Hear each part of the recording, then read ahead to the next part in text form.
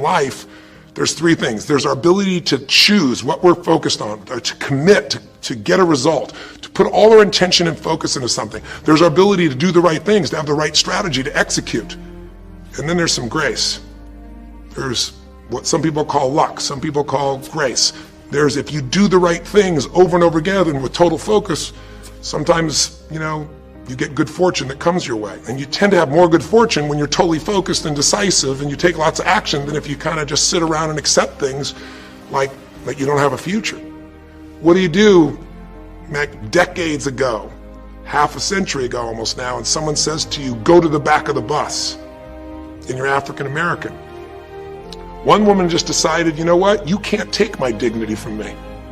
I can only give that up, and I don't choose to give it up. And I will not go back to the bus. The answer is no. And Rosa Parks changed an entire society because that day she chose to focus on something else. She gave it a different meaning. This is not a command. You do not have control over me. And she decided to fight. And she changed the direction of a country and of many other countries. She started something. We forget that you don't have to be famous to have the ability to change at least your own personal history. Change the direction we go in our life. We have the power to choose, even if you haven't before. You can finally say, no more, I won't put up with that. Within myself or from anybody else. And here's what I'm going to do differently. That's where the breakthroughs really start to happen. Now the question is, why do some people stand their ground and make something change versus other people just kind of accept things? Why do some people make bold decisions and other people make decisions that are based on trying to hang on to what they've got? Well, that's a more complex question to answer than we might have in a few minutes in this one session, but it is one that I've spent my life studying, because when you can change your decisions, you can change your life. When you can change the force that controls your decisions, you can change anything in your life. At some level, we have certain beliefs and values.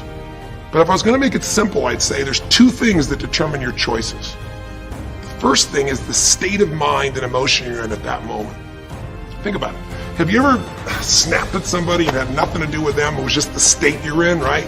You were frustrated, you were pissed off about something, and in that state of mind, whatever they said got interpreted through that state, and you made up a meaning like they were an irritant or they were interrupting you. They weren't. You probably felt bad afterwards. When we get in the wrong state, we make the wrong decisions. When you get in a strong, empowering state, you'll make a better decision. Learning how to direct your state is a big part of what my work is with people, and it's a big part of what I do in my seminars. But the other thing that affects your decisions would be what I would call your story or your blueprint. We all have kind of a story about how our life is supposed to be. It comes from a set of life experiences, interpretations. Some people think life is all about getting theirs. Some people think life is about growing and contributing. Some people think life is about making judgments. Some people think life is about saving other people's lives. Some people think life is about being successful. Some people think God is the basis of everything, and the way to know God is to go through life in a very specific way with a set of rules, and they follow it. And that's what they believe. Whatever your story is, whatever your blueprint is just another way of saying whatever you believe is how your life is supposed to be, at some level, we either follow that blueprint or we fight it. If we follow it or we fight it, we're going to find that we're going to bump into things in life where life isn't always the same as we expect it to be or think it should be. And that's where we start to experience stress. When you make love, do you breathe in unison while you're making love? And invariably the guy would go, huh? And I'd say, let me explain. You're here telling me about all these things you're upset with each other about. And you can talk about these things till you're blue in the face, but the real problem is you don't feel connected, you don't feel love. And I said, you don't have that feeling of total oneness with each other. And talking more about this is not going to change it. So if you really want to change this, I suggest you do this. And if you do what I'm telling you, still need me, I'll give you one of my lunches. So here's what I want you to do. I want you to go home and I want you to make love for an hour and a half minimum. And while you're doing it, I want you to breathe in unison the entire time with each other. Because what happens is you feel totally connected as one. Out of, who knows, 3 to 4 dozen people I asked to do that, only one person ever called us back and wanted to be able to do a session. Because the bond is there. So try it. Not now, later this evening. Plus, the great thing about mirroring somebody's breathing, it's very subtle. No one's going to jump out of their chair and say, would you stop mirroring my breathing? I mean, they're not going to notice. So you got breathing, you got posture, you got gestures, you got facial expressions, you got eye contact. What else could you mirror? Come on, use your brain. I know the answer. I want to see if you can come up with it. Come on.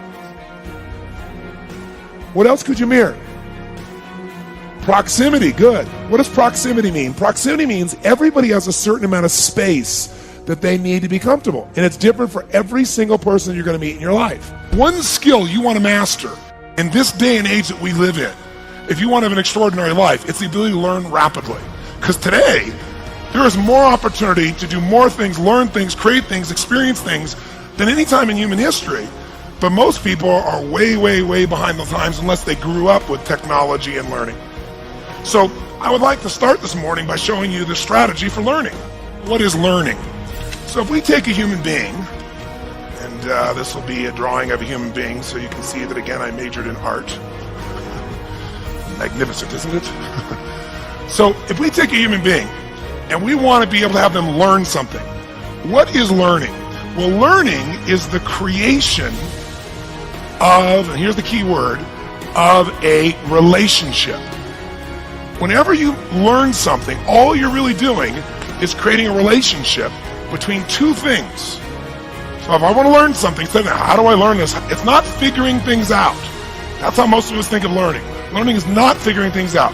Learning is the creation of a relationship between two things. Something you already know, the known. Something you already know, it's in your head already, you understand it. And a relationship between the known and the, what would you guess? The unknown. Because the minute you link something you understand to something you don't understand, you now understand what you didn't understand. Most people, they have all these visions. Maybe they start to make a little sort of decision, but they don't make a real decision because they don't act on it. And if you don't act on it, your ideas, your dreams will die in your mind. They'll die on your lips. And think about it. Most people in North America, around the world, the Western world, are they truly fit, strong, and healthy? Do they truly have a relationship that's totally passionate? Do they love their work? Are they economically free? The vast majority, you and I both know the answer is no. If you want to be like most people, then what you got to do is figure out how to survive. If you want to lead, you got to thrive. And you have that capability, and you're probably already doing it. I'm probably speaking to the choir to some extent. If you're still watching this right now, you've turned me off as a raging maniac who's on a rant, because that's what I am. I'm on a rant right now.